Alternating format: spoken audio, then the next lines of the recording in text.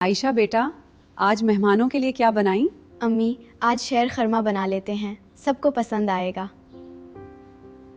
ٹھیک ہے، پھر آج اسپیشل شیر خرما بناتے ہیں۔ جی امی، میں سب تیاری کرتی ہوں۔ کچن کاؤنٹر پر تمام اجزاء خوبصورتی سے رکھے ہوئے ہیں۔ دودھ، سوئیاں، چینی، کھجوریں اور خشک میوہ جات۔ سب سے پہلے دودھ برتن میں ڈالا جاتا ہے، چولہے پر ہلکی آنچ پر گرم ہونے لگتا ہے۔ امی پیار سے رہنمائی کرتی ہیں اور عائشہ احتیاط سے کام کرتی ہے۔ گھی میں سوئیاں بھونی جا رہی ہیں، آہستہ آہستہ سنہری رنگ اختیار کر رہی ہیں۔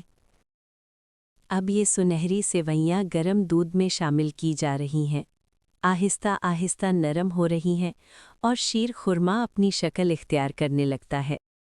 اب اس میں چینی شامل کی جاتی ہے، جو دودھ میں گھل کر مٹھاس بڑھا دیتی ہے۔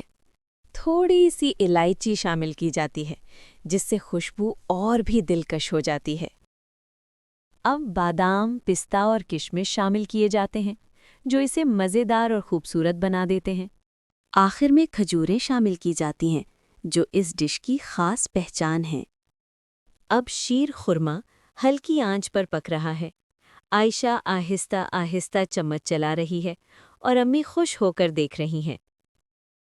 خوبصورت پیالے میں شیر خرما سرو کیا جاتا ہے، عید کی سجی ہوئی میز پر رکھا جاتا ہے۔ امی اور عائشہ مسکرا رہی ہیں اور مہمانوں کو پیش کرنے کے لیے تیار ہیں۔